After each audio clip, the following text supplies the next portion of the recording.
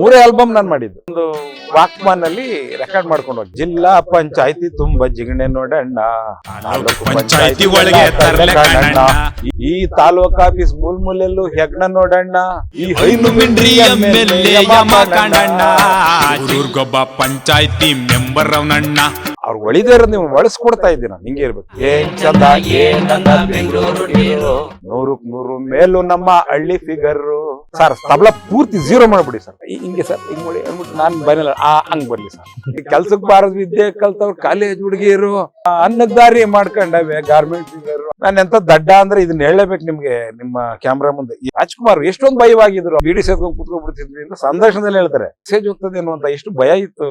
ಚಪ್ಪಲಿ ಕಡಿತಾ ಇದ್ರು, ತಂದೆ ತಾಯಿನೇ ಕೇಳೋದ್ವಲ್ಲ ಇವತ್ತಿನ ಮಕ್ಳಿಗೆ.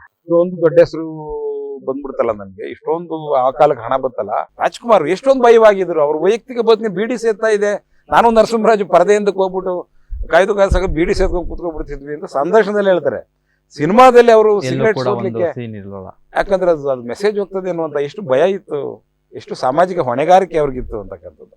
ಪುಟ್ಟಣ್ಣವರ 23 ಸಿನಿಮಾದಲ್ಲೂ ಕೂಡ ಕನ್ನಡದ ಒಂದು ಒಂದು ಆ ಒಂದು ಸಿನಿಮಾದ ಘನತೆಯನ್ನು ಎತ್ತಿಡಿಯುವಂತ ಕೆಲಸ, ಸಾಹಿತ್ಯದ ಒಂದು ಘನತೆಯನ್ನು ಎತ್ತಿಡುವಂತ ಕೆಲಸ ಪುಟ್ಟಣ್ಣವ್ರು ಮಾಡಿದ್ದಾರೆ. ಪುಟ್ಟಣ್ಣವರ ಒಂದು ಕೊಡುಗೆ ಬಹಳ ಅಪಾರವಾದ. ಮತ್ತೊಂದ್ ಕಡೆ ವಜ್ರಮುನಿ ಅವರು ಯಾರ್ದಾರ ಮೇಲೆ ಈ ರೇಪ್ ಸೀನ್ ಅಂತ ಬಂದಾಗ ಮೊದಲೇ ಕೈ ಮುಗಿದು ತಾಯಿ ನೀನ್ ಕಾಲಿಗೆ ಬೀಳ್ತೀನಿ ತಪ್ಪು ತಿಳ್ಕೊಂಬೇಡ ಅಂತ ಅಂತಿದ್ರಂತೆ.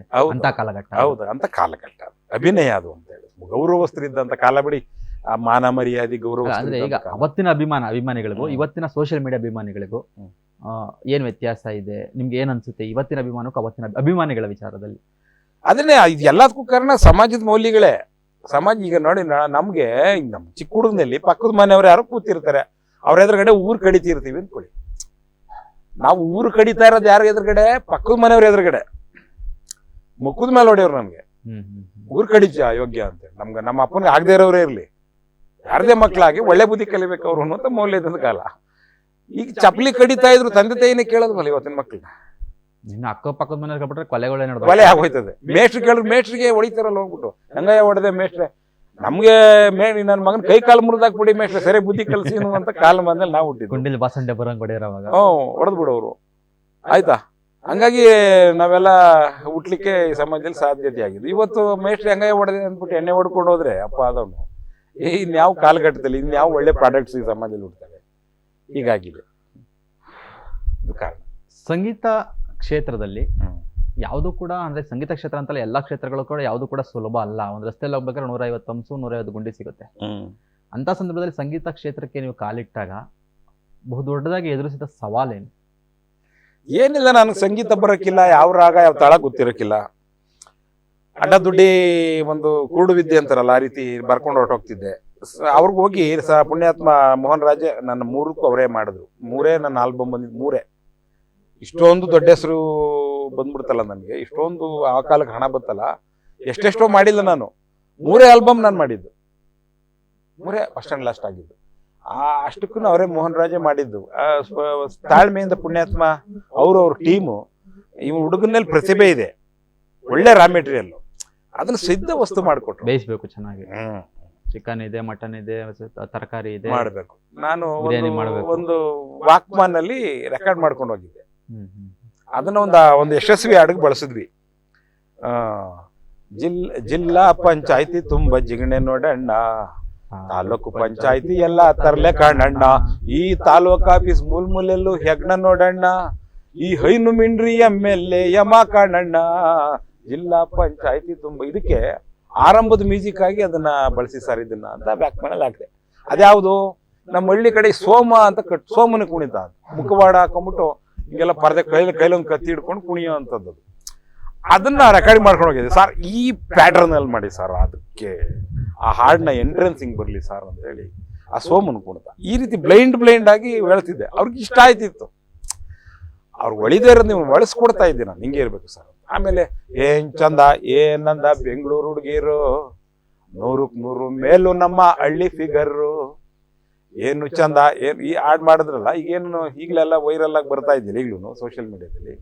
ಈ ಹಾಡು ಮ್ಯೂಸಿಕ್ ಮಾಡ್ಬಿಟ್ಟಿದ್ದಾರೆ ತಬಲಾ ಮೇಲೆ, ನನ್ಗೆ ಇಷ್ಟ ಆಗ್ತಾ ಇಲ್ಲ. ಮಾಸ್ಟರ್ ಕಾಪಿ ಆಗೋಗಿದೆ, ಎಡಿಟಿಂಗ್ ಆಗಿ ಮಾಸ್ಟರ್ ಕಾಪಿ ಆಗೋಗಿದೆ. ಸಾರ್ ಇದು ನನ್ಗೆ ಇಷ್ಟ ಆಗ್ತಿಲ್ವಲ್ಲ ಸರ್, ಮತ್ತೆ ಖರ್ಚು ಮಾಡ್ತಿಯಲ್ಲೋ ಅಂತಂದ್ರು. ಬೆಳಗ್ಗೆನೆ ಹೋಗಿದ್ದೆ ಅವ್ರ ಮೇಲೆ ಟಿಫನ್ ಮಾಡಿ, ಸರ್ ನನ್ಗೆ ಇಷ್ಟ ಆಯ್ತಿಲ್ಲ ಸರ್, ಯಾರಾದರೂ ತಮಟೆನ ಕಲಾವಿದ್ರನ್ನ ಹುಡುಕ್ಬೇಕು ಸರ್. ಜೆರಾಲ್ಡ್ ಅಂತ ಒಬ್ಬರು ಹುಡುಕರು, ಓಕೆ, ಅವ್ರು ಬೆಂಗಳೂರಲ್ಲೆಲ್ಲ ಒಂದು ಕಡೆ ಇರ್ಬೋದು. ಜೆರಾಲ್ಡ್ ಅನ್ನೋರು ಅವರು ತಮಟೆನ ಸ್ಟುಡಿಯೋ ಇನ್ಸ್ಟ್ರೂಮೆಂಟ್ಸ್ ತಕ್ಕಂತೆ, ನಾನು ಅಡ್ಡ ದುಡ್ಡಿ ತಮಟೆ ಹೊಡೆದ್ಬಿಟ್ರೆ ಸ್ಟುಡಿಯೋ ಅಲ್ಲಿ ಮಾಡೋಕ್ಕಾಗಲ್ಲ. ಅದು ಆ ಸ್ಟುಡಿಯೋಕ್ಕೆ ತಕ್ಕಂತ ಇನ್ಸ್ಟ್ರೂಮೆಂಟ್ ಬೇಕು, ಅದು ನುಡ್ಸೋಂತ ಒಂದು ಜಾಣ್ಮೆ ನೈಪುಣ್ಯತೆ ಹುಡುಕಿ, ಆಯ್ತು ಬಾ ನಾನು ನೀನೇನು ಖರ್ಚು ಮಾಡಬೇಡ, ಅದೊಂದನ್ನು ಮಿಕ್ಸ್ ಮಾಡ್ತೀನಿ ಒಂದು ಟ್ರ್ಯಾಕಿಗೆ ಬಾ ಅಂದ್ಬಿಟ್ಟು, ನೋಡೋಣ ನಿನ್ ಸಮಾಧಾನ ಆಗ್ತದೆ ಅಂದ್ಬಿಟ್ಟು, ಏನ್ ಚಂದ ಏನಂದ ಬೆಂಗಳೂರು ಹುಡುಗಿರು ಅಂತ. ಸರ್ ಇದು ಏನು ರಿದಮ್ಸ್ ಏನೇನಿದೆ, ಪ್ಯಾಡ್ ಯೂಸ್ ಮಾಡಿದ್ದೀರಿ, ಬೇಸ್ ಮಾತ್ರ ಇಲ್ಲಿ ಮಿಕ್ಕಿದ್ ಕಮ್ಮಿ ಮಾಡಿ. ನಾನೇ ಹೇಳ್ತಾ ಇದ್ದೆ, ಅವರೆಲ್ಲ ತಗೋತಿದ್ರು, ಅವ್ರೇ ಸುಮ್ನಿರೋ ಹುಡುಗ ಅಂತ ಅವ್ರು ಅಂದಿದ್ರೆ ಈ ಹಾಡುಗಳು ಸಕ್ಸಸ್ ಆನೇ ಆಗ್ತದೆ. ನನ್ಗೆ ಅವಕಾಶ ಕೊಟ್ಬಿಟ್ಟು ಮುಕ್ತವಾಗಿ ಇವನೇನು ಹೇಳೋದ್ರಲ್ಲಿ ಅರ್ಥ ಇರ್ತದೆ, ಅವನದೇ ಯಾವ್ದು ಕಾನ್ಸೆಪ್ಟ್ ಇರ್ತದೆ. ಸರ್ ತಬಲಾ ಪೂರ್ತಿ ಝೀರೋ ಮಾಡ್ಬಿಡಿ ಸರ್, ತಬಲಾ ಅಂತದ್ದು ಇಲ್ಲಿ ಝೀರೋ ಮಾಡಿ ಆಯ್ತಾ, ಅವ್ರು ಕೇಳ್ಸಂಗ್ ಮಾಡಿ, ಬಾರಿಸ್ತಾರಲ್ಲ ಅವ್ರು ಕೇಳಿಸ್ಬೇಕು ಬಿಟ್ಸು, ಅವ್ರು ಆ ಬಿಟ್ಸ್ ಕೊಡ್ಕೊಳ್ಳಿ, ಹಾಕೊಂಬನ್ನಿ ಸರ್. ಈಗ ಹಾಕದ್ ಒಂದು ಸಾರಿ ರೈಟ್ ಅಂದ್ಬಿಟ್ಟು, ಸರ್ ಇದೆ ಇಲ್ಲಿ ಏನೋ ಮಾಡೋದಲ್ಲ ಸರ್, ನನ್ನ ಕೈ ಕೊಡಿ ಸರ್ ಅಂದ್ಬಿಟ್ಟು, ಹಿಂಗೆ ಸರ್ ಹಿಂಗೆ ಮಾಡಿ ಅಂದ್ಬಿಟ್ಟು, ನಾನು ಬರಲ್ಲ ಹಂಗೆ ಬರಲಿ ಸರ್ ನೆಕ್ಸ್ಟ್ ಸರ್. ಸರ್ ಬರೀ ಕೆಲ್ಸಕ್ಕೆ ಬಾರದು ವಿದ್ಯೆ ಕಲ್ತವ್ರು ಕಾಲೇಜ್ ಹುಡುಗಿರು ಅನ್ನಕ್ಕೆ ದಾರಿ ಮಾಡ್ಕೊಂಡವೆ, ಗಾರ್ಮೆಂಟ್ ಫಿಗರ್ ಬೇರೆ ಬೇರೆ ಏನು ಅದರ ಶೈಲಿ ಚೇಂಜ್ ಆಗ್ತದಲ್ಲ, ಅಲ್ಲೇನು ಚೇಂಜ್ ಆಗಬೇಕು ಅಂತ ಹೇಳ್ಬೋದು. ಅದನ್ನ ಮತ್ತೆ ಹೊಡ್ಕೊಂಬಂದು ಕಣ್ಣು ಮುಚ್ಕೊಂಡು ಕೇಳಿದೆ. ಅವರು ನನಗೂ ಚಂದ ಅನಿಸ್ತು, ಇದು ಇದೇ ಇರಲಿ ಬಿಡು ಅಂದ್ಬಿಟ್ಟಿದ್ದೇನೆ ಅಂದ್ಬಿಟ್ಟು, ಕೊಡ ಅವ್ರಿಗೊಂದು 1000 ರೂಪಾಯಿ ಕೊಡು ಅಂತ 1,500 ಕೊಟ್ಟೆ. ಸರ್ ಹಂಗೆ ಮಾಡೋಕ್ಕಲ್ಲ ಪಾಪ, ನನಗೋಸ್ಕರ ಬಂದವನೆ ಸರ್, 1000 ರೂಪಾಯಿ ನಿಮ್ಮ ಸಂಭಾವನೆ, 500 ರೂಪಾಯಿಗೆ ದಯವಿಟ್ಟು ಪೆಟ್ರೋಲ್ ಹಾಕ್ಸ್ಕೊಂಡೋಗಿ ಸರ್ ದಯವಿಟ್ಟು. ಆ ಕಾಲಕ್ಕೆ ಅಂದ್ರೆ ಈಗ ಸಂಗೀತದಲ್ಲಿ ಗಂಧಗಾಳಿ ಗೊತ್ತಿಲ್ಲ ಅಂದ್ರೆ ಬೇಸಿಕ್ ಗೊತ್ತಿಲ್ಲದೆ ಇರೋದೇ ನಿಮ್ಗೆ ಚಾಲೆಂಜ್ ಅದೇ ಚಾಲೆಂಜ್ ಆದಂಥದ್ದು. ಬಟ್ ಅದು ಒಳ್ಳೇದೇ ಆಗೋಯ್ತು ನನಗೆ ಈಗ ಅಲ್ಲಿ ಕೇಳಿಸ್ಕೊಳ್ಳೋರು ಬೇಕಲ್ಲ. ಹೌದು, ಎಷ್ಟೋ ಸಾರಿ ನನಗೆ ಎಷ್ಟು ರಾಜಕೀಯ ನೈಪುಣ್ಯತೆ ಬಂದ್ಬಿಟ್ಟದೆ ಅಂದ್ರೆ, ಮಾಗಡಿ ತಾಲೂಕಿನಲ್ಲಿ ಇಂಥ ಒಂದು ರಿಸಲ್ಟ್ ಹಿಂಗೆ ಆಗ್ತದೆ, ಹಿಂಗೆ ಅಲೆ ಹೋಗಿ ಇಷ್ಟಲ್ಲೇ ಗೆಲ್ತದೆ ಅಂತ ನಾನು ಹೇಳ್ಬಿಡ್ತೀನಿ. ಅವ್ರು ಕೇಳಿಸ್ಕೊಳ್ಳೋರು ಬೇಕಲ್ಲ, ಇದನ್ನ ಟಿಕೆಟ್ ಚೇಂಜ್ ಮಾಡಿ ಅಂತ ಅಂದ್ಕೊಂಡು ಕೇಳೋರು ಯಾರು ನನ್ನ ಮಾತನ್ನ ಕೇಳಲ್ಲ. ಎಷ್ಟೋ ಸಾರಿ ನಾನೇ ಗೆಲ್ಲಕ್ಕೆ ಚಾನ್ಸ್ ಇತ್ತಂತದ್ದು ನಾನು ಹುಡುಕೊಂಡಿದ್ದೆ, ಅವಕಾಶನ ಕೊಡೋರು ಯಾರು ನನಗೆ ಟಿಕೆಟ್ನ ಅಲ್ವಾ, ಅವ್ರಿಗೆ ಅರ್ಥ ಆಗ್ಬೇಕಲ್ಲ. ಈಗ ನಿಮ್ಗೆ ಎಲ್ಲೋ ಒಂದ್ ಕಡೆ ನನ್ಗೆ ಮಾನ್ಯತೆ ಸಿಗ್ಬೇಕಿತ್ತು, ಅದು ಸಿಗ್ಲಿಲ್ಲ ಅನ್ನೋ ಯಾವ್ದಾರ ಸಂದರ್ಭ? ಏನಿಲ್ಲ, 2008ರಲ್ಲಿ ABVP ಇದ್ದಂತ ನನ್ನ ಮಾಗಡಿ ಶಾಸಕರು BJPನಲ್ಲಿ ಗೆಲ್ಸಿದ್ದು ನಮ್ಮ ABVP ಟೀಮೇನೆ ಆಯ್ತಾ. ಆ ಒಂದು ರಾಜಕೀಯ ಆಸಕ್ತಿ ಮತ್ತು ಅದರದೇ ಆದಂಥ ಒಂದು ಚಿಂತನೆಗಳು ಮತ್ತು ಈ ತಾಲೂಕಿನ ಬಗ್ಗೆ ನನಗಿದ್ದಂಥ ಕನಸುಗಳು, ರಾಜಕೀಯದಿಂದನೇ ಎಲ್ಲ ಬದಲಾವಣೆ ಮಾಡ್ಬೋದು. ಅತ್ಯಂತ ಹಿಂದುಳಿದಂಥ ತಾಲೂಕು, ಇಲ್ಲಿನ ಶಾಲೆ ಕಾಲೇಜು ತಾಲೂಕು ಆಫೀಸು, ಇಲ್ಲಿನ ಟ್ರಾನ್ಸ್ಪೋರ್ಟು, ಇಲ್ಲಿನ ಮಾರ್ಕೆಟ್ಗಳು, ರೈತರ ಪರಿಸ್ಥಿತಿ ಎಲ್ಲನೂ ಅದರಿಂದನೇ ಚೇಂಜ್ ಮಾಡಬೇಕು ಅನ್ನುವಂಥ ಕನಸಿತ್ತು. ಆದರೆ ನನ್ನನ್ನು CT ರವಿಯವರು ಬಂದು ಇಲ್ಲಿ ಮಾಗಡಿ ಶಾಸಕರು ನಮ್ಮ ಪಕ್ಷವನ್ನು ಬಿಟ್ಟು, ನಾವು ಗೆಲ್ಸಿದ್ದು ನಮ್ಮ ಪಕ್ಷದಲ್ಲಿ BJPನ ಗೆಲ್ಸಿದ್ದು ಬಿಟ್ಟು ಅವರು JDS ಹೊರಟೋಗ್ಬಿಟ್ರು. ಆ ಸ್ಥಾನ ತುಂಬಲಿಕ್ಕೆ CT ರವಿಯವರು ಈಶ್ವರಪ್ಪನವರೆಲ್ಲ ಬಂದು ನನ್ನನ್ನು, ಆಗಲೇ ಪಾಪ್ಯುಲಾರಿಟಿ ಬಂದ್ಬಿಟ್ಟಿದೆ ಕ್ಯಾಸೆಟ್ಟಿಂದ, ಬಿದ್ದಷ್ಟು ಬೀಳಿ 25-30 ಸಾವಿರ ಓಟ್ ಬೀಳೋದೇನೋ ಒಂದು ಗ್ಯಾರಂಟಿ ಬೀಳ್ತವೆ ಅಂತ ಎಲ್ಲರೂ ಗ್ಯಾರಂಟಿ ಕೊಟ್ಟರು. ಬೇಸಾಹಿತ್ಯ ಬಂದ್ಬಿಡು ಅಂತ ನನ್ನ ತಗೊಂಬಂದರು ಇಲ್ಲಿ ರಾಜಕೀಯ ರಂಗಕ್ಕೆ ಬಂದರು. ಆದರೆ ಕ್ಷೇತ್ರ ವಿಂಗಡಣೆ ನಂತರ ಅವ್ರೇನು ಮಾಡಿಬಿಟ್ರು, ಇಲ್ಲಿ ನಿಂದೇ ಆದಂಥ ನಿನ್ನ ಸ್ವಂತ ಜನಾಂಗದ ಓಟು ಆ ಕೊರಟಗೆರೆಗೆ ಇಷ್ಟು ದಿನ ಸೋಂಪುರ ಹೋಗ್ಲಿ, ಅದು ದವಸಪೇಟೆ ಸುತ್ತಮುತ್ತ, ತ್ಯಾಮೂಳು ಸುತ್ತಮುತ್ತ ಅಲ್ಲಿ ಓಡೋಗು, ನಿನಗೆ ಅದು ಸೂಕ್ತವಾದಂಥದ್ದು. ಅಲ್ಲಿ ಏನಂತ ಇಂಥ ಹುಲಿ ಸಿಂಹಗಳು ಮತ್ತು ಜಾತಿ ಭ್ರಮೆಗಳು ಇಲ್ಲ, ಅಲ್ಲಿ ಅನಿವಾರ್ಯ, ಅಲ್ಲಿ ಸಕ್ಸಸ್ ಆಗ್ಬಿಡುತ್ತೆ ಅಂತ ಅಲ್ಲಿ ಕಳಿಸ್ಬಿಟ್ರು. ನಾನೊಂದು ಬೋರ್ ಹಾಕ್ಸಿ ಮನೆ ಕಟ್ಸಿ ಏನೇನೋ ಮಾಡಿ, ನಾನು ಎಂಥ ದಡ್ಡ ಅಂದರೆ ಇದನ್ನ ಹೇಳಲೇಬೇಕು ನಿಮಗೆ, ನಿಮ್ಮ ಕ್ಯಾಮ್ರಾ ಮುಂದೆ ಎಷ್ಟು ದಡ್ಡತನ ಇತ್ತು ನನಗೆ ಅಂದರೆ, ರಾಜ್ಕುಮಾರ್ ಅವರು ಅಷ್ಟೇ ಮುಗ್ಧತೆ, ವ್ಯಾವಹಾರಿಕ ಜ್ಞಾನ, ಪಾರ್ವತಮ್ಮ ಅನ್ನುವಂಥ ಒಂದು ಬುದ್ಧಿವಂತ ಹುಡುಗಿ ಸಿಗಲಿಲ್ಲ ಅಂದರೆ ಅಷ್ಟೊಂದು ಎತ್ತರದ ರಾಜ್ಕುಮಾರ್ ಅನ್ನುವಂಥ ಕಲಾವಿದ ನಾವು ನೋಡ್ಲಿಕ್ಕೆ ಸಾಧ್ಯ ಆಗಲ್ಲ. ಯಾಕಂದ್ರೆ ರಾಜ್ಕುಮಾರ್ ಅವರಲ್ಲಿ ವ್ಯಾವಹಾರಿಕ ಜ್ಞಾನ ಏನಂದ್ರೆ ಏನೂ ಇಲ್ಲ. ನಾನು ಅದೇ ಪ್ರತಿಭಾವಂತ ಕನ್ನಡ ಕುಮಾರ್ ಒಪ್ಪೋದಿನಿ, ಬುದ್ಧಿವಂತ ಏನಾಗಿರಲಿಲ್ಲ. ನನ್ನ ತಾಯಿಗೆ ಅದೇ ಭಾಳ ಕೊರಗಿತ್ತು, ಇವನು ಬುದ್ಧಿವಂತ, ಎರಡನೇ ಮಗ ಆದಷ್ಟು ಇವನು ಬುದ್ಧಿವಂತ ಆಗಲಿಲ್ವಲ್ಲ ಅನ್ನುವಂಥ ಕೊರಗಿತ್ತು ನಮ್ಮ ತಾಯಿಯವ್ರಿಗೆ. ಎಂಥ ದಡ್ಡ ನಾನು ಅಂತಂದರೆ, ಅವರು ಪ್ರಜಾವಾಣಿ ಪೇಪರಲ್ಲಿ ತುಂಬ ಕೊಟ್ಬಿಡ್ತಿದ್ರು ದುಡ್ಡನ್ನ, ಕ್ಯಾಸೆಟ್ ದಾವಣಗೆರೆ ಕಳಿಸಿದ್ದೆ, ದಾವಣಗೆರೆ ಒಂದು 70,000 80,000 ದುಡ್ಡು ಕೊಡಬೇಕು. ಪ್ರಜಾವಾಣಿಲಿ ಬೆಲ್ಲದ ಪಿಂಡಿ ಕಟ್ಟಿದಾಗ 50 ರೂಪಾಯಿ 100 ರೂಪಾಯಿನ ಕಂತೆ ಆಗ್ಬಿಟ್ಟು ಕಟ್ಕೊಟ್ಬಿಡ್ತಾ ಇದ್ದೆ. ನಾನು ಅದನ್ನ ಕ್ಯಾರಿಯರಲ್ಲಿ ಬಿಡ್ತಾ ಇದ್ದಲ್ಲ, ತೊಡೆ ಮೇಲೆ ಇಟ್ಕೊಂಡು ಬಸ್ನಲ್ಲಿ ದಾವಣಗೆರೆ ಗಂಟ ಕ್ಯಾರಿಯಲ್ಲಿ ಹೋಗ್ತಿರ್ಲಿಲ್ಲ, ಇಟ್ಕೊಂಡು ತುಮಕೂರಿಗೆ ಬಂದು ಅಲ್ಲಿಂದ ಬಂದು ಮಾಗಡಿಗೆ ಬಂದು ಈ ಮಡಗ್ತಾ ಇದ್ದೆ. ಹೇಗೆ ಮಡಗ್ತಾ ಇದೆ, ಈ ದುಡ್ಡುಗಳನ್ನೆಲ್ಲ ಮೈಸೂರಿಗೆ ಹೋಗ್ತಿದ್ದೆ, ಆ ದುಡ್ಡು ಎತ್ಕೊಂಬರ್ದು ನಾನೇ ಡಿಸ್ಟ್ರಿಬ್ಯೂಟ್ ಅಲ್ಲ, ಬೆಂಗಳೂರಿಗೆ ಹೋದ್ರೆ ದುಡ್ಡು ಎತ್ಕೊಂಬರ್ತಾ ಇದ್ದೆ. ಆ ತೊಡಗಿಸ್ಬೇಕೆ ಗೊತ್ತಿಲ್ಲ ನನಗೆ, ಅದನ್ನೆಲ್ಲ ತೊಡಗಿಸ್ಬೇಕು, ಅದನ್ನ ಹೆಂಗ್ ಡಬಲ್ ಮಾಡ್ಕೋಬೇಕು ಏನೂ ಗೊತ್ತಿಲ್ಲ ನನಗೆ, ಏನೂ ಗೊತ್ತಿಲ್ಲ. ಇಲ್ಲಿ ನಂದೇ ಆದಂತ ಒಂದು ಗುಂಡಿ ತಕ್ಕೊಂಡು ಸುತ್ತ ಹಿಂಗ್ ಕಲ್ಲು ಜೋಡಿಸ್ಕೊಂಡು ಗೆದ್ಲು ಪುಡಿ ತಂದ್ಬಿಟ್ಟು ಒಂದು ಅರ್ಧ ಕೆಜಿ ಗೆದ್ಲು ಪುಡಿ ಹಾಕಿ ಅದ್ರ ಮೇಲೆ ಪೇಪರ್ ಜೋಡಿಸಿ ವರ್ಷಾನುಗಟ್ಲೆ ದುಡ್ಡನ್ನ ಜೋಡಿಸಿಟ್ಬಿಟ್ಟಿದ್ದೆ. ವರ್ಷಾನುಗಟ್ಲೆ ದುಡ್ಡಿನ ಕಂತೆಗಳನ್ನ, ಅದು ಸಣ್ಣದೇ ಇರ್ಬೋದು, ನನ್ನ ಒಂದು ಹಂತಕ್ಕೆ ಕೋಟ್ಯಾಂತರ ರೂಪಾಯಿ ಅಲ್ಲದೆ ಇರ್ಬೋದು, ಅದನ್ನ ಮಲ್ಟಿಪಲ್ ಮಾಡ್ಕೊಂಬೋದಾಗಿತ್ತು. ಯಾವ್ದ್ರ ಮೇಲೆ ಹೂಡಿಕೆ ಮಾಡಿ, ಆಸ್ತಿ ಮೇಲೋ ಯಾವುದೋ ಸೈಟಿನ ಮೇಲೋ ಮತ್ತೊಂದು, ಏನೂ ಮಾಡಲಿಲ್ಲ ನಾನು. ಅಷ್ಟು ದಡ್ಡ, ಅಷ್ಟು ವ್ಯಾವಹಾರಿಕವಾಗಿ ನಾನು ಝೀರೋ. ಅಂಥವನ್ನ ನೆಲಮಂಗಲಕ್ಕೆ ಓಡಿಸಿದ್ರು 2008ರಲ್ಲಿ. ನನಗೆ ಕಾಡೇ ಕ್ಷಣದಲ್ಲಿ ಟಿಕೆಟ್. ಅಲ್ಲಾಗಲೇ ನಾನು ಒಂದು 20-25 ಲಕ್ಷ ದುಡ್ಡು ಮಾಡಿಕೊಂಡಿದ್ದನ್ನೆಲ್ಲ ಕಳ್ಕೊಂಬಿಟ್ಟೆ. ಕ್ಯಾಲೆಂಡರ್ ಹೊಡಿಸಿದ್ದು, ಇನ್ನೇನೋ ಹೊಡಿಸಿದ್ದು, ಆ ನಾಟಕಕ್ಕೆ ಹೋಗಿದ್ದು, ಅಲ್ಲಿ ಸಂಘಟನೆ ಮಾಡಿದ್ದು ಎಲ್ಲ ಭಾಳಷ್ಟು ಹೋರಾಟ ಮಾಡಿ ಕಡೆಯಲ್ಲಿ ಟಿಕೆಟ್ ಹಂಚಿಕೆನಲ್ಲಿ ನನಗೆ ಆಯ್ತಾ, ನಾನು ಇಟ್ಕೊಂಡಂತ ಅಷ್ಟೋ ಇಷ್ಟು ದುಡ್ಡನ್ನೂ ಕಳ್ಕೊಂಡೆ. ಒಬ್ಬ ಬಡವರ ಮಗ ನಾನು, ಬಡ ಕಲಾವಿದ, ಆತ ಅವಕಾಶನೂ ಕಳ್ಕೊಂಡೆ.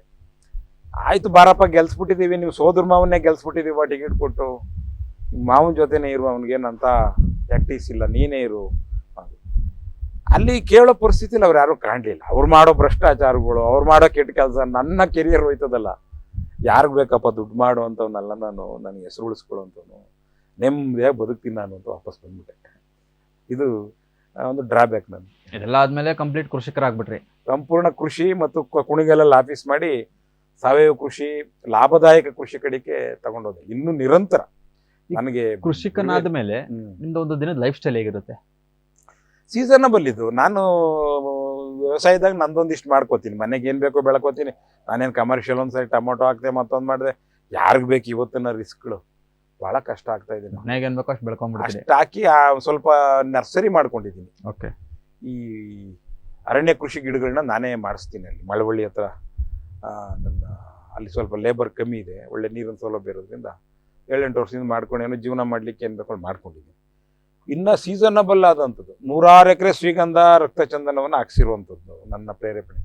ಕಾಲೇಜು ಶಾಲೆಗಳದ ಅವೇರ್ನೆಸ್ ಮೂಡಿಸಿ. ಈ ನನಗೆ ಆಶ್ಚರ್ಯ ಏನು ಅಂದರೆ, ಸಾಲ್ಮರ್ ತಿಮ್ಮಕ್ಕ 350-349 ಗಿಡಗಳನ್ನ ಬೆಳೆಸಿದ್ದು ದೊಡ್ಡ ಪ್ರಾಧಾನ್ಯತೆ ಸಿಕ್ತು. ಬಹಳ ಆತ್ಮಸಂತೋಷವಾದಂಥ ವಿಚಾರ. ತಿಮ್ಮಕ್ಕನ್ನ ವೇದಿಕೆ ಮೇಲೆ ತಂದಿದ್ದು ನಾನೇ ಅನ್ನೋದು ಕೇಳಿದ್ರೆ ನಿಮ್ಗೆ ಆಶ್ಚರ್ಯ ಆಯ್ತದೆ. ಹೇಗೆ? ನನ್ನ 21ನೇ ವಯಸ್ಸಿಗೆ ಕನ್ನಡ ಸಾಹಿತ್ಯ ಪರಿಷತ್ ಅಧ್ಯಕ್ಷ ಅಂತ ಮಾಡೋದು, ತಾಲೂಕು ಅಧ್ಯಕ್ಷ. 21ನೇ ವಯಸ್ಸಿಗೆ ಮಾಡೋದು, ಚೂಟಿ ಆಗವನೆ ಅಂತ. ಎಲ್ಲೇಗೌಡ ಬೆಸರಳ್ಳಿ ಅನ್ನೋದು ಜಿಲ್ಲಾಧ್ಯಕ್ಷ. ಅವ್ರೇನು ಹೇಳಿದ್ರೆ, ಯಾವ್ಯಾವನ ಸುಮ್ಮನೆ ಪ್ರತಿಷ್ಠೆಗೆ ಅವ್ರು ಸಾಹಿತ್ಯ ಪರಿಷತ್ತು ಅಂತ ಹಾಕೊಂಡು ಬರೀ ಪಾಂಪ್ಲೆಟಲ್ಲಿ ಹೆಸರು ಹಾಕೊಳಕ್ ಮಾಡ್ತಾರೆ, ನೀನು ಶಾಲಾ ಕಾಲೇಜ್ ಕಾರ್ಯಕ್ರಮ ಏನು ಮಾಡ್ತಿದ್ದೀನಿ ನೋಡು, ಅದಕ್ಕೆ ಪರಿಷತ್ತಂದು ಒಂದು ಬ್ಯಾನರ್ ಹಾಕೋ ಸಾಕು, ಅದನ್ನೇ ಮುಂದುವರ್ಸ್ಕೊಂಡು ಹೋಗ್ತೀನಿ. ಪರಿಷತ್ ಕನ್ನಡ ಸಾಹಿತ್ಯ ಪರಿಷತ್ ಬ್ಯಾನರ್ ಹಾಕೋ, ಅದು ಸಾಹಿತ್ಯ ಪರಿಷತ್ ಕಾರ್ಯಕ್ರಮ ವರದಿ ಆಗ್ತದೆ ಅಷ್ಟೇ. ಅಷ್ಟೇ ಮಾಡು, ಏನು ಮಾಡೋಕ್ಕಾಗಲ್ಲ. ಆದಮೇಲೆ ನಾನು ಮಾಡ್ಕೊಂಡು ಹೋದೆ. ಒಂದು ಸಮ್ಮೇಳನ ಆಯೋಜನೆ ಮಾಡಬೇಕು ಅಂದ್ಬಿಟ್ಟು ಕುದೂರಿನಲ್ಲಿ ಸಾಹಿತ್ಯ ಸಮ್ಮೇಳನ ಮಾಡ್ಲಿಕ್ಕೆ ಹೊರಟೆ. ಆಗ ಕಲಾವಿದರು ಸಾಹಿತಿಗಳು ಮಾತ್ರ ಸನ್ಮಾನದ್ದು ಒಂದು ಪಾರ್ಟ್ ಇತ್ತು, ಸನ್ಮಾನ ಯಾರ್ಯಾರು ಮಾಡಬೇಕು ಅಂತ. ತಿಮ್ಮಕ್ಕ ಸಾಲ್ಮರ ಬೆಳೆಸಿರೋದು ನನ್ನ ಕಣ್ ಕೂಗ್ತಾ ಇತ್ತು. ನಾನು ಭಾಳ ಪರಿಸರದ ಬಗ್ಗೆ ಶಾಲಾ ಕಾಲೇಜಲ್ಲೆಲ್ಲ ಭಾಳಷ್ಟು ಆರ್ಭಟ ಮಾಡ್ತಿದ್ದೆ. ಪರಿಸರ ಅಂದ್ರೆ ನನ್ನ ಪ್ರಾಣ ಪ್ರೀತಿ ಎಲ್ಲ ಅದೇ ಆಗಿ ಉಸಿರು. ತಿಮ್ಮಕ್ಕನ ಸ್ಟೇಜ್ ಮೇಲೆ ತರಬೇಕಲ್ಲ ಅಂದ್ಬಿಟ್ಟು ನಾನು ಸಭೆನಲ್ಲಿ ಅಂದೆ. ಎಲ್ಲ ಎದ್ಬಿಟ್ರು ನನ್ನ ಮೇಲೆ. ಅಮ್ಮ ಯಾರ 4 ಗಿಡ ಬೆಳೆಸೋಳಂತೆ, ಅವಳನ್ನ ಸಾಹಿತ್ಯ ಪರಿಷತ್ಗೂ ಅವಳಿಗೇನು ಸಂಬಂಧ, ಇಲ್ಲಿ ಕಲಾವಿದರು ಸಾಹಿತಿಗಳು ಅಷ್ಟೇ ಅಂತ. ಇಲ್ರಿ, ಏನು ಸನ್ಮಾನದ ಖರ್ಚು ಏನದ ಅಯ್ಯಮ್ಮಂದು ಎಲ್ಲ ನಾನೇ ಮಾಡ್ತೀನಿ.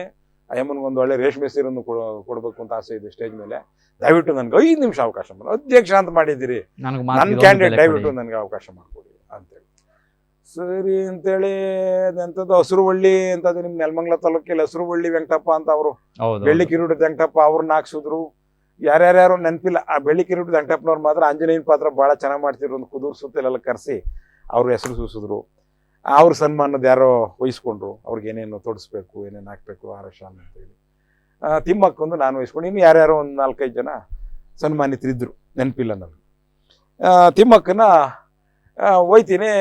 ಈ ಹಳೆ ಪಿಕ್ಚರಲ್ಲಿ ಕಾಡು ಮನುಷ್ಯನ್ಗೆ ಬಟ್ಟೆ ಹಾಕ್ಸ್ಬಿಟ್ಟು ಅರಮನೆ ಕರ್ಕೊಂಬೋದ್ರಲ್ಲ, ಹಂಗಾಗೋಯ್ತು ನನ್ನ ಪರಿಸ್ಥಿತಿ. ತಿಮ್ಮಕ್ಕಂಗೆ ನಾನು ಏನ್ ಹೇಳ್ತಿದ್ದೀನಿ ಅಂತ ಅರ್ಥ ಆಯ್ತಿಲ್ಲ. ಅವಳ ಕಿವಿ ಚೆನ್ನಾಗಿ ಕೇಳಿಸ್ತದ ತಿಮ್ಮಕ್ಕನ್ಗೆ. ಹಿಂಗ್ ಮರ ಬೆಳೆಸ್ತಲ್ದ ನೀನು ಅಂತ ನಮ್ಮ ಹಳ್ಳಿ ಭಾಷೆಲಿ ಹಿಂಗ. ಅದೇ ನೀನ್ ಬರೀ ಜಲ್ಲಿ ಚಚ್ಚಕ್ ಹೋಗ್ಬೇಡ, ಅವತ್ತು ಒಂದಿನ ಜಲ್ಲಿ ಚಚ್ಚಕ್ ಹೋಗೋಣ ಕಣ್ಣೂರು ಪಾಪ. ಜಲ್ಲಿ ಇವತ್ತೇನ್ ಚಚ್ಚಕ್ ಹೋಗ್ಬೇಡ, ನಿನ್ಗೆ 200 ರೂಪಾಯಿ ಕಾಸು ಮಡಗ್ತೀವಿ, ರೇಷ್ಮೆ ಸೀರೆ ಕೊಡ್ತೀವಿ, ನೀನ್ ಮರ ಬೆಳೆಸಿದ್ಯಲ್ಲ 4 ಜನ ಮುಂದೆ ನಿನ್ಗೊಂದು ಮಾಡ್ಬೇಕು. ಸಿದ್ಧಗಂಗೆ ಸ್ವಾಮಿಗಳು ಬರ್ತಾರ ಅಂದ್ಬಿಟ್ಟು ಸ್ವಾಮಿಗಳು ಅವತ್ತು ಉದ್ಘಾಟನೆ ಹಾಕೊಂಡು ಸ್ವಾಮಿಗಳು ಬರ್ತಾರೆ, ಸ್ವಾಮಿಗಳಿಂದ ನಿನ್ಗೆ ಆಶೀರ್ವಾದ ಮಾಡಿಸಿ ಬರ್ಬೇಕು. ಸ್ವಾಮಿಗಳು ಬರ್ತಾರೆ ಅಂದ್ರೆ ಬರ್ತೀನಿ ಕಣಪ್ಪ, ಅಟ್ಕಟ್ಟಾಗ ಒಂದ್ ನೇರ್ಪದ ಒಂದ್ ಸೀರೆ ಉಟ್ಕೊಂಡು ಕುಪ್ಸ ಹಾಕೊಂಡು ನೀಟಾಗಿ ಸ್ನಾನಗಿನ ಮಾಡ್ಕೊಂಡು ಈ ಬತ್ತಿ ಬಾ ನೀನು ಅಂತೇಳಿ ಬಂದ್ಬಿಡು ಕುದೂರು ಒಳಿಕೆ ಇಂತ ತಕ್ಕಿ ಚೌಡ್ರಿ ತಕ್ಕಿ ಅಂತ ಹೇಳ್ಬಿಟ್ಟು ಬರೀ ಹೇಳ್ದು. ಇವ್ರಿಗೆಲ್ಲ ಆಡಿಕೆ. ಕೆಲವು ಪ್ರಕಾಂಡ ಪಂಡಿತರಿದ್ರು, ನಾನೇ ಸೀಮೆಗಿಲ್ದ ಪತ್ರಕರ್ತ, ನಾನೇ ಸೀಮೆಗಿಲ್ದ ಪಂಡಿತ ಸಾಹಿತಿ ಅಂತ. ಅವ್ರು ನಾನು ನೋಡಿ ಒಂಥರ ಕುಚೋದ್ಯ ಮಾಡ್ತಾರೆ. ಯಾರೋ ಹುಡುಗನವಾಗಿ ಮಾಡಿದ್ಕೆ ಅಧ್ಯಕ್ಷ ನೋಡಿ, ಎಲ್ಲ ಹುಡುಗ ಬುದ್ಧಿ ಬಾಳ್ತಾನೆ. ತಿಮ್ಮಕ್ಕನ್ನ ತಂದು ವೇದಿಕೆ ಮೇಲೆ ಇಂಥ ಮರಗಳು ಬೆಳೆಸಿದಂಥ ಮಹಾಪುಣ್ಯಾತ್ಮಗಳು, ಪರಿಸರದ ಅವ್ರಿಗೆಲ್ಲ ಪ್ರಶಸ್ತಿ ಇವ್ಳಿಗೆ ಬೇಕಾಗಿರೋದು ಅಂತ ನಾನೇ ಭಾಷಣ ಮಾಡಿ ನಾನು ಮಾಡಿ ಎಲ್ಲ ಸನ್ಮಾನ ಮಾಡಿಸಿ ಕಳಿಸಿದ್ವಿ. ಅವತ್ತೊಬ್ರು ಕನ್ನಡ ಪ್ರಭದವ್ರಿಗೂ ತಲುಪ್ತಿದ್ರು ವಿಚಾರ, ಈ ಅಮ್ಮ ಯಾರೋ ಬಳಸೋದು. ಕನ್ನಡ ಪ್ರಭದಲ್ಲಿ ಫಸ್ಟು ಕುದೂರು ಮಂಜುನಾಥ್ ಅಂತ ಹೇಳಿ ಒಬ್ರು ಅಲ್ಲೊಂದು ಬಟ್ಟೆ ಅಂಗಡಿ ಇಟ್ಕೊಂಡಿದ್ರು, ಬೆಂಗಳೂರು ಹೊಟ್ಟೋದ್ರು ಅಂತ ಕುದೂರಿನಲ್ಲಿ ಬಸ್ ಸ್ಟ್ಯಾಂಡಲ್ಲಿ. ಅವ್ರು ಸಾಹಿತ್ಯ ಪ್ರೇಮಿ. ಅವ್ರೇನ್ ಮಾಡಿದ್ರು, ಅವ್ರು ಯಾರ್ಯಾರು ಅಂಕಣಕಾರರಿಗೆ ಹೇಳ್ಬಿಟ್ಟು ನಿಮ್ಮಂತವ್ರಿಗೆ ತಿಮ್ಮಕ್ಕನ ಬಗ್ಗೆ ಒಂದು ಆರ್ಟಿಕಲ್ ಮಾಡಿಸಿದ್ರು. ಸನ್ಮಾನ ಫೋಟೋ ಕೊಡಿ ಕುಮಾರ್ ಅಂತ ನಮ್ಗೆ ಫೋಟೋನು ತಗೊಂಡು ಸನ್ಮಾನಿಸಲಾಯ್ತು ಮೊನ್ನೆ. ಅಲ್ಲಿಂದ ಶುರುವಾಯ್ತು ನೋಡಿ ತಿಮ್ಮಕ್ಕಂದು ಪಯಣ. ನೆಗಳೂರು ಅವ್ರದ್ದು ಅದರಲ್ಲಿ ತುಂಬಾ ಪಾತ್ರ ಇದೆ ಅಂತ ಅನ್ಸುತ್ತೆ. ನೆಗಳೂರು ಆ ಕಾಲದಲ್ಲೇ ಸಾಹಿತ್ಯ, ನಾನಾದ ನಂತರ ನೆಗಳೂರು ಸಾಹಿತ್ಯ ಪರಿಷತ್ತಿನ ಅಧ್ಯಕ್ಷರಾಗಿದ್ರು ನಿಮ್ಮ ತಾಲೂಕು. ಹೌದು, ನೆಗಳೂರು ಆಗೋಷ್ಟೊತ್ತು ಕಾಲೇ ನಾನು ಅಧ್ಯಕ್ಷ ಆಗಿಲ್ಲ. ಅವರು ಕೂಡ ತಿಮ್ಮಕ್ಕವ್ರ ಬಗ್ಗೆ ಆರ್ಟಿಕಲ್ ಬರೆದಿರು ಪ್ರಜಾವಾಣಿ. ಆರ್ಟಿಕಲ್ ಆಮೇಲೆ ಬರೋದು ನೆಗಳೂರವರು ಬಹಳ ಇಂಥದಕ್ಕೆಲ್ಲ ಒತ್ತು ಕೊಡ್ತಾ ಇದ್ರು, ಬಹಳ ಇಂಟ್ರೆಸ್ಟ್ ಆಗಿ ತಗೊಂಡಿದ್ರು ಅವರು. ಆಮೇಲೆ ತಿಮ್ಮಕ್ಕನ ಪಯಣ ಶುರುವಾಯ್ತು ನೋಡ್ರಿ. ತಿಮ್ಮಕ್ಕನ ಪಯಣ ಶುರುವಾಯ್ತು. ನಾನು ಬದುಕಿರುವಾಗೆ ನನ್ನ ಕಣ್ಣೆದುರುಗಡೆನೆ ಪದ್ಮಶ್ರೀ ನೋಡಿದ ಒಂದು ಖುಷಿ, ಎಷ್ಟು ಖುಷಿ ಆಯ್ತು. ನಾನು ಬದುಕಿರುವಾಗೆ ನನಗಿಷ್ಟೊಂದು ಪವರ್ಫುಲ್ ಆಗಿ ನಾನಿಲ್ಲಿ ನನ್ನ ಮಾತು ನಡೀತದೆ, ಎಲ್ಲ ಲೀಡರ್ಸ್ಗಳು ಮಾಗಡಿ ತಾಲೂಕಲ್ಲಿ ನಾನು ಕಂಡ್ರೆ ಎದುರ್ತಾರೆ ಅನ್ನೋ ಮಟ್ಟಿಗೆ ನಾನು ಬೆಳೆದಿದ್ದೀನಿ. ನಂದೇ ಆದ ಅಭಿಮಾನಿ ಪಡೆ ಇದೆ. ನಾನು ಬದುಕಿರುವಾಗೆ ಆ ಅಮ್ಮನ ಹೆಣನ ನಮ್ಮ ತಾಲೂಕಲ್ಲಿ ಉಳಕ್ ಆಗಲಿಲ್ಲ. ಅದನ್ನು ದಿಕ್ಕಾಪಾಲ್ ಮಾಡ್ಬಿಟ್ಟು ಏನೇನೋ ನೆಪ ಹೇಳ್ಬಿಟ್ಟು ಬೆಂಗಳೂರಲ್ಲಿ ಹೋಗ್ಬಿಟ್ಟು ಹೇಳಿದ ಮಾತು ಕೇಳಿಲ್ಲ ಯಾರೋ ರಾಜಕಾರಣ. ಬಹಳ ಅದು ನೋವಿನ ವಿಚಾರ. ಅಲ್ಲಿ ಆ ಎಮ್ಮಂದು ಒಂದು ಸ್ಮಾರಕ ಆಗ್ಬೇಕಾಗಿತ್ತು, ಅದಾಗೋಯ್ತು ಸ್ವಗ್ರಾಮದಲ್ಲಿ. ಹೌದು, ಅವನ ಯಾರ ಸಾಕು ಮಗ ಎಲ್ಲ ಅವಳು ಬಂದಂತ ಪ್ರಶಸ್ತಿಗಳನ್ನ ಎತ್ಕೊಂಡೋಗಿ ಅಲ್ಲೆಲ್ಲೋ ಬೇಲೂರಿನಲ್ಲಿ ನಾನು ಅವಳು ಸ್ಮಾರಕ ಮಾಡ್ತೀನಿ, ಅದರಿಂದ ಏನೋ ಜೀವನ ಮಾಡ್ತೀನಿ ಅಂತ ಅವನ್ನ ಎತ್ಕೊಂಡು ಇಂಥದ್ದೆಲ್ಲ ನನ್ನ ಕಣ್ಣು ಮುಂದೆ ಆಗೋಯ್ತು. ತಿಮ್ಮಕ್ಕ ದುರಂತ ಆಗೋಯ್ತು. ಹಂಗಾಗಿ ನಾನು ಯಾಕೆ ಮಾತು ತಿಮ್ಮಕ್ಕ ಯಾಕೆ ನೆನ್ಪು ಬಂದು ಅಂದ್ರೆ 350 ಮರ ಬೆಳೆಸ್ ತಿಮ್ಮಕ್ಕನಿಗೆ ಪ್ರಾಧಾನ್ಯತೆ ಸಿಕ್ಬಿಡ್ತು ಪದ್ಮಶ್ರೀ ತನಕ. ನಾನು ಲಕ್ಷಾಂತರ ಮರ ಗಿಡ ಬೆಳೆಸ್ಲಿಕ್ಕೆ ನಾನು ಕಾರಣ ಆದ್ನಲ್ಲ. ನೀವು ಮಾರ್ಕೆಟಿಂಗ್ ಮಾಡ್ತಿದ್ದೀರಾ ಕಮರ್ಷಿಯಲ್. 90ರ ದಶಕದಲ್ಲಿ ಕಾಡನ್ನು ಕಡಿಯುವ ನಾಡಿನ ಕಡೆಗೆ ಹಾಡು ಹೇಳಿ ಮಕ್ಕಳಿಗೆಲ್ಲ ಉರಿದಿಂಬಿಸಿ ಕಡಿಯೋದನ್ನ ನಿಲ್ಸ್ಬಿಟ್ರಿ. ಅದು ನಿಲ್ಸಿದ್ ಮಾತ್ರ ಅಲ್ಲ, ಏನ್ ನನ್ಗೆ ತಕ್ಕಾದಂತ ಫಾರೆಸ್ಟ್ ವೇಣುಗೋಪಾಲ್ ಅವ್ರು ಸಿಕ್ಕಿದ್ರು, ರೇಂಜರು. ಅವರೆಲ್ಲ ಇರ್ಬೇಕು ಕರ್ನಾಟಕದಲ್ಲಿ ಯಾವ್ದೋ ಮೂಲಲ್ಲಿ ಇರ್ಬೇಕು. ಅವ್ರನ್ನ ಹುಡುಕ್ ತನ್ನಿ ಕೇಳಿ ಅವ್ರನ್ನ. ಲಾರಿ ಗಟ್ಲೆ ರೇ. ಆಮೇಲೆ ಚಿನ್ನಪ್ಪ ಅಂತ ಒಬ್ರು ಇದ್ರು, ರೇವಣ್ಣ ನನ್ ಕಂಡ್ರೆ ಮಿನಿಸ್ಟ್ರು ರೇವಣ್ಣ. ಅವಾಗ ರೇವಣ್ಣ ಜವಳಿ ಸಚಿವ ಒಂದ್ಸರಿ ಆರೋಗ್ಯ ಸಚಿವರು. ರೇವಣ್ಣ ಕಂಡ್ರೆ ಎಲ್ಲ ಎದ್ರವ್ರು ಎಲ್ಲನು ಆಗಿನ ಕಾಲದ ರೇಂಜರ್ ಫಾರೆಸ್ಟ್ ಎಲ್ಲ. ರೇವಣ್ಣ ರೇವಣ್ಣವ್ರು ಕಡೂರಪ್ಪ ಕನ್ನಡ ಕುಮಾರ್ ಹೇಳದ್ಮೇಲೆ ಅನ್ಬಿಟ್ಟು ಒಂದು ಲಾರಿ ತಂದು ನಿಲ್ಸ್ಬೇಕಿಲ್ಲೇ. ಇಂತಿಂತ ಗಿಡಗಳನ್ನ ಅಲ್ಲೇನ್ ಮಾಡಿಕೊಂಡು ಪೂಜೆ ಮಾಡ್ತೀರ ಅಂದಾಗ ಲಾರಿ ತಂದು ನಿಲ್ಸೋರು ನನ್ನ ಕಾರ್ಯಕ್ರಮದಲ್ಲಿ. ಅಲ್ಲಿ ಎಷ್ಟು ಮರ ಗಿಡಗಳನ್ನ ನಾನು ಮಾಡಿರ್ಬೇಕು ನಾನು. ಆಮೇಲೆ ಇತ್ತೀಚೆಗೆ ಶ್ರೀಗಂಧ ರಕ್ತಚನ ಉಚ್ಚರಿಸಿ ಲಕ್ಷಾಂತರ ನನ್ನಿಂದ ಅದನ್ನ ಲೆಕ್ಕ ತಗೋಬೇಕೀಗ. ಎಷ್ಟು ಲಕ್ಷ ಗಂಧದ ಗಿಡ ನೆಡಲ್ಪಟ್ಟಿವೆ ಕನ್ನಡ ಕುಮಾರ್ ಕಾರಣದಿಂದ. ಗಂಧದ ನಾಡಲ್ಲಿ ರಕ್ತಚಂದನ ಎಷ್ಟು ಸಾವಿರ ನೆಡಲ್ಪಟ್ಟಿವೆ. ಮತ್ತು ಅರಣ್ಯ ಕೃಷಿ ಮಾಡಿಸಿದೀನಿ, ಮಹಾಗನಿ ಅಂತದ್ದು ಇಂಥದ್ದು ತ್ಯಾಗ ವನ್ಯ ಬೀಟಿ ಹಾಕ್ಬಿಟ್ಬಿಡಿ. ಆಳಿಲ್ವಾ ಕಾಳಿಲ್ವಾ ತಲೆ ಕೆಡ್ಸ್ಕೊಂಬಿಡಿ, ಹಾಕ್ಬಿಟ್ಬಿಡಿ, ಅರಣ್ಯ ಮಾಡ್ಬಿಡಿ. ಅಕ್ಕಿ ಪಕ್ಷಿಗಳಿಂದ ನಿಮ್ ಪುಣ್ಯ ಬರ್ತದೆ. ನಾಳೆ ಕಾಲಕ್ಕೆ ನಿಮ್ ಭೂಮಿಗೆ ಎಷ್ಟು ದುಡ್ಡು ಆಗ್ತದೆ ಅದು ಡಬಲ್ ದುಡ್ಡು ನಿಮ್ಮ ಮರದಲ್ಲೇ ಬರ್ತದೆ. ಹೌದು, ಇದನ್ನೆಲ್ಲ ಮಾಡಿ ಇನ್ನು ಮಾಡ್ತಾನೆ ಇದೀನಿ ನಿರಂತರವಾಗಿ. ಮಣ್ಣಿನ ಜೊತೆ ಬದುಕನ್ನ ಆರಂಭ ಮಾಡಿದ್ಮೇಲೆ ಮಣ್ಣು ನಿಮಗೆ ಏನ್ ಕಲಿಸ್ತು? ನೆಮ್ಮದಿ ಕೊಡ್ತು, ಆರೋಗ್ಯ ಕೊಡ್ತು. ಈಗ ನನ್ನ ವಯಸ್ಸವರೆಲ್ಲ ತಾತೀರಾಗ್ಬಿಟ್ಟವ್ರೆ, ಕೆಲವ್ರು ಸತ್ತೋಗ್ಬಿಟ್ಟವ್ರೆ ರೋಗ ರುಜಿನ ಬಂದು. ಆಯ್ತಾ, ನಾನು ಇನ್ನ ಚೈತನ್ಯಶಾಲಿಯಾಗಿದ್ದೀನಿ ಅಂತಂದ್ರೆ ನನ್ಗೆ ನೆಮ್ಮದಿ ಕೊಡ್ತು, ಆಯುಸ್ ಕೊಡ್ತಲ್ವಾ, ಆರೋಗ್ಯ ಕೊಡ್ತಲ್ವಾ. ಇವತ್ತಿನ ಯುವಕರು ಕೃಷಿಗೆ ಬರ್ಬೇಕಾ? ಬರ್ಲಿಲ್ಲ ಅಂದ್ರೆ ವಿಧಿ ಇಲ್ಲ, ಹಾಳಾಗೋಗೋದೆ. ಅವ್ರಿಗೆ ಆ ಪರಿಜ್ಞಾನ ಎಲ್ಲಿದೆ? ಈಗ ನಾನು ಇಲ್ಲೆಲ್ಲೋ ಅದ್ಯಾವ್ದು ಹಬ್ಬ ಇತ್ತು, ಹಬ್ಬದ ದಿನ ಇತ್ತೀಚಿನ ಯುವ ಜನಾಂಗವನ್ನ ಬರೋ ಇಲ್ಲಿ ಆ ಬಿಯರ್ ಗೀರ್ ತರೋ ನನ್ಗೊಂದು ಅಂದ್ಬಿಟ್ಟು ಅದೇನು ಬಾಡು ಬಳ್ಳಿ ಬಕೆಟ್ಗೆ ಹಾಕೊಂಡ್ ಬಂದ್ಬಿಡ್ತೇವೆ ಈಗೆಲ್ಲ ಅಲ್ಲಿ ಇಲ್ಲಿ ಕೆಲಸ ಇರೋವೆಲ್ಲ ಬಾಂಡ ಅಂತ ಅವ್ನ ಯಾರೋ ಒಬ್ಬ ಹಿಡಿದ್ಬಿಟ್ಟ ಪೊಲೀಸ್ ಆಗವನೆ ಬಾರೋ ಅಂದ್ಬಿಟ್ಟು ಅದ್ಯಾವ್ದು ಹಂಗೇನೆ ಹೇಳೋದು ಕುಂತ್ಕೊಂಡು ಆ ಕಾರಲ್ಲಿ ಒಂದು ಚೀಟಿ ತಗೊಳ್ಳಿ. ಈಗ ನಮ್ಮೂರಲ್ಲಿರೋ ಮನೆಗಳೆಷ್ಟು, ಪ್ರತಿ ಮನೆಯಲ್ಲೂ 2000 ಇಸ್ವಿ ಮೇಲೆ ಹುಟ್ಟಿರುವಂತ ಮಕ್ಕಳೆಷ್ಟು, ಅಷ್ಟರಲ್ಲಿ ಎಷ್ಟು ಜನ ವ್ಯವಸಾಯದಲ್ಲಿ ತೊಡಗವ್ರೆ. ಓಲಿ 95 ನಂತರ 1095 ನಂತರ ಪೆಗ್ ಹಾಕೊಂಡ್ಮೇಲೆ ಮಾಡಿದ್ದೆಲ್ಲ ಕೆಲಸ. ಆ ಬೆಕ್ಕ ಆದ್ಮೇಲೆ ಹಾಕೊಂಡು ಪ್ಲಾನ್ ಬಂತು, ಪೆಗ್ ಹಾಕೊಂಡು ಪ್ಲಾನ್ ಮಾಡಿದ್ದೆ. ಅಲ್ಲಿಂದ ಬನ್ನಿ ಅಂತ ಇಲ್ಲ ಸರ್, ಕಾರಣ ಊರ್ ಮುಂದೆಯಿಂದ ಊರ್ ಮುಂದೆಯಿಂದ ಯಾರ ಮನೆ 1ನೇ ನಂಬರ್ ಮನೆ 2ನೇ ನಂಬರ್ ಮನೆ ಹೋದ. 104 ಮನೆದು ಅವತ್ತು ಅನಾಲಿಸಿಸ್ ಮಾಡ್ದ. 104 ಮನೆಯಲ್ಲೂ ನೇಟಲ್ಲಿ 2000 ಇಸ್ವಿ ಮೇಲೆ ಹುಟ್ಟಿರುವಂತ ಹೆಣ್ಮಕ್ಳಾಗ್ಲಿ ಗಂಡ್ಮಕ್ಳಾಗ್ಲಿ ಒಬ್ರು ವ್ಯವಸಾಯದಲ್ಲಿ ಇಲ್ಲ, ಒಬ್ರಿಗೂ ವ್ಯವಸಾಯ ಗೊತ್ತಿಲ್ಲ ಮತ್ತು ಅವ್ರಿಗೆ ಬೇಕಾಗಿಲ್ಲ. ಎಲ್ರು ಅಲ್ಲಿ ಹೋಗ್ಬೇಕು, ಇಲ್ಲಿ ಹೋಗ್ಬೇಕು, ಬೆಂಗಳೂರಿಗೆ ಹೋಗ್ಬೇಕು, ಮೈಸೂರಿಗೆ ಹೋಗ್ಬೇಕು, ತುಮಕೂರ್ಗೆ ಹೋಗ್ಬೇಕು, ನೆಲಮಂಗ್ಲಕ್ಕೆ ಹೋಗ್ಬೇಕು, ದಾವಸ್ಪೇಟೆಗೆ ಹೋಗ್ಬೇಕು.